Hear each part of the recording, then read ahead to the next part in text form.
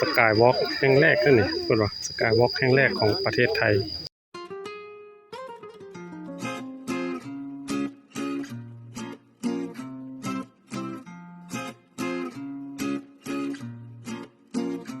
สรุป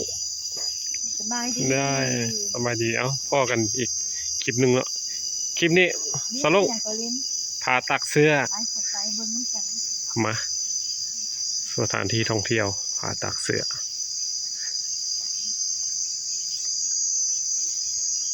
เงียบสงบดีบรรยา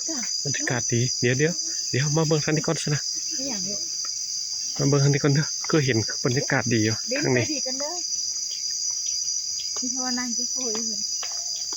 พี่น้องน้ำโขงพี่น้องติดจังหวัดน้ำโขงอยู่ฝั่งลาวนี่คือเมืองสังทองติดน้ำโขงเลยนี่เดี๋ยวเบิ่งบรรยากาศนี่โอ้คัก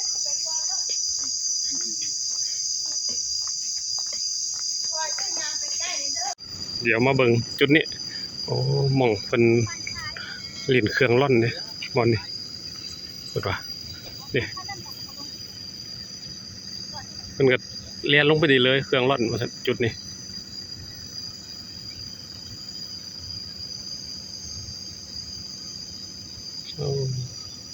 บรรยากาศดีไร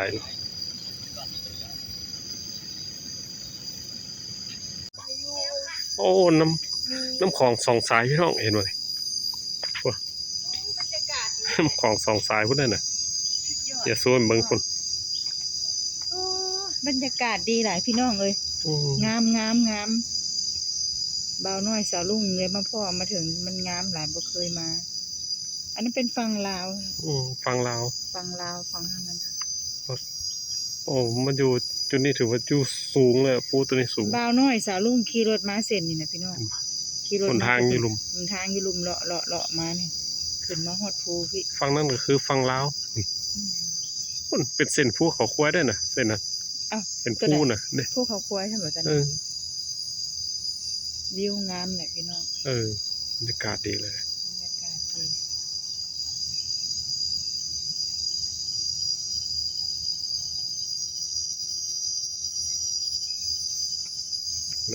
เดี๋ยวเบิ่งฝั่งลาวซูมเข้าเบิ่งใกล้ๆ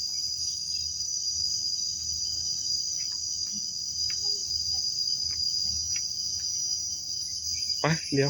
ไปรอขึ้นไปเข้าไปในทางเขาละเพิ่นว่าเอารถใหญ่เข้าไปเด้อ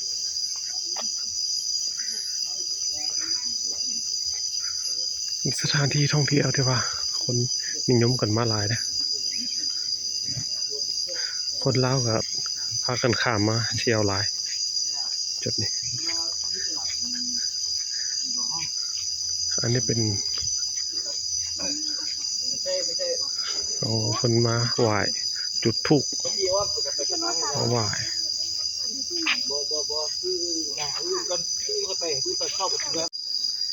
ย่างขึ้นบันไดปะนี่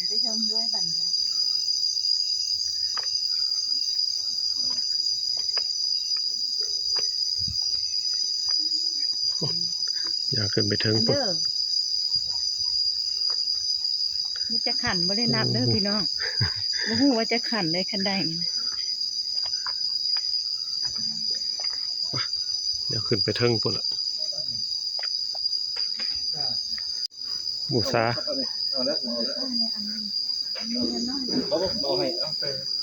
หมูซาดอกไม้เป็นดอกไม้พลาสติกดอกไม้ทูบเทียนร่วมทำบุญจับดีๆต้องคิวอย่างมากกว่าประมาณ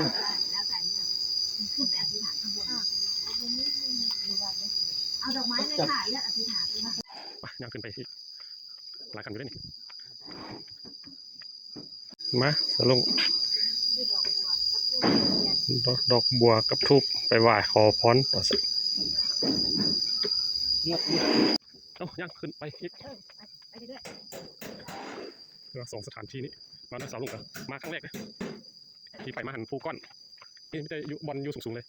อยู่จังหวัดอุดร ผูกก้อนอันนั้นนะ ช่วงนี้มาธรรมชาติอย่างเดียวมาวัดมาวาช่วง พี่น้องมาสมบรรยากาศวัดว่าอาราม เคยมากับมาเด้อพี่น้องจะเป็นงามไทยงามมากบรรยากาศ นะ ก็ดี มาถึงละ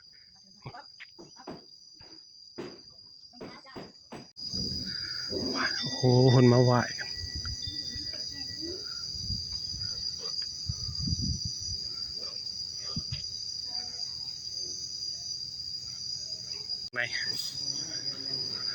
ไปกราบไหว้ขอพรเป็นสิริมงคลนะเป็นนบธรรมเนียมศาสนาพุทธเฮา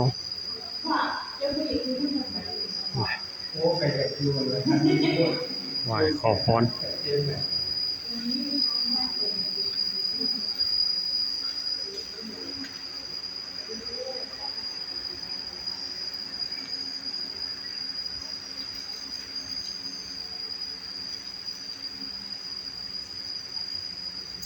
ธูปเทียนดอกไม้ยาง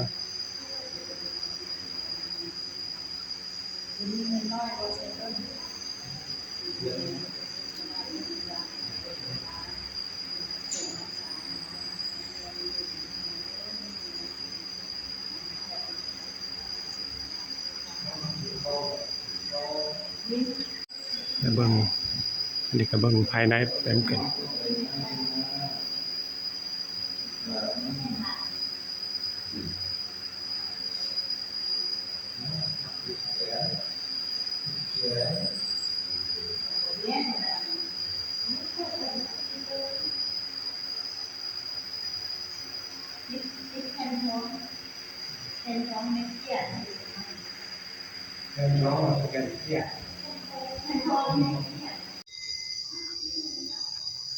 เบิ่ง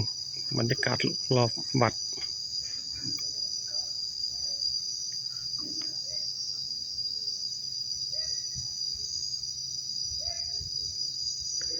โอ้เพิ่นสร้างนี่คักสวยงามอยู่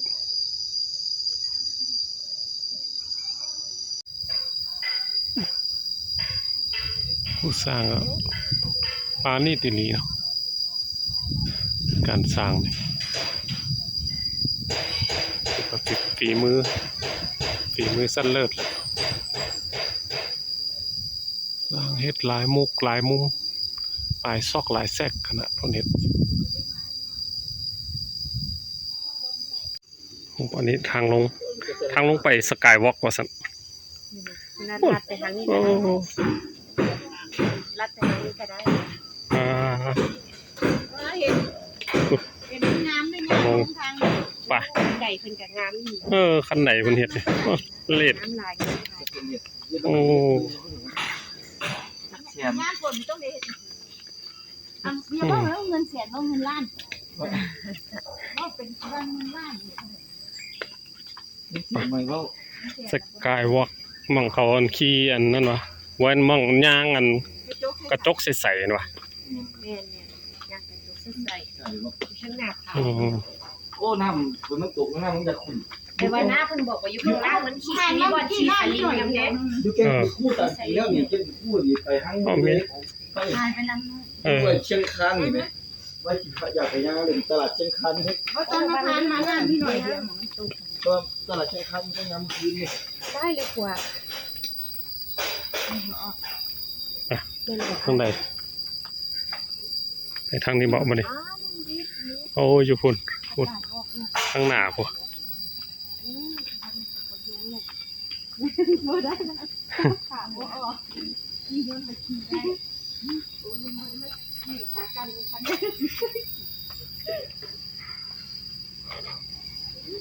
ไปเดี๋ยวไปเบิ่งบรรยากาศ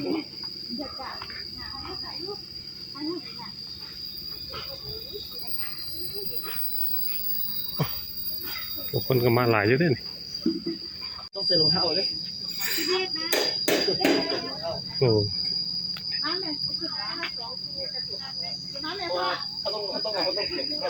ถุงมาเลยใส่ถุงด้วยนี่โอ้ คู่เดี๋ยวจะรับ เอาถุงหุ่มรองเท้าด้วย นี่ต่างใจโยนคู่20นะครับเนาะ คนละ20 รวมทับเปลือกเลย ครับสวมทับรองเท้า เอา เลย สวมทำรองเท้าไปเลยเอาไป จ้าทับรองเท้าเลย เอ้ยใส่แล้วซุปใส่รองเท้าเลยเด้อไปขึ้นไปวันนี้ซุปใส่รองเท้าละยังขึ้นไป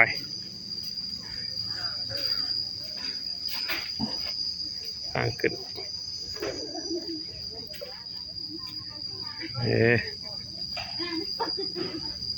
ไปสกายวอล์กไปย่างไปเนี่ยมาแล้วไหมนี่กระจกใส่เห็นบ่เนี่ยโอ้พี่วิวยางโซโคยาง แล้วลุงกำลังยาง โอ้ไปจับมียางมาเลยว้าวย่านคือเนาะสาวลุงนี่ก็ได้มาถ่ายรูปขึ้นมาให้เห็นวิวคักหมดเลย ไปกันเด้อ ว่ากันเนาะมันหิวเลยมันจะไม่คุ้มยางใช่ไหมงานไม่เป็นแบบเหมือนของกินเนาะแบบทำวิถีทางยางมันเล่าดูเราคือว่าหนา ย่างไปแล้วล่ะ ยางไปแล้วเล่ามันมวนแล้วตัวเด็กกระจกเนี่ย คือว่ากับมันเฮ็ดออกมาบ่ได้ยาวพอปานใด บยางมาปฏิบัติบางปีประเทศไปเอาไปไม่ท้ายขาสัญญกเนี่ยเนาะพี่ทรงเนี่ย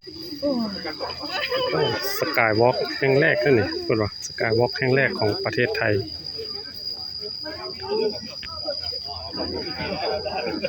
วัดผาตากเสือเอาธรรมชาติดี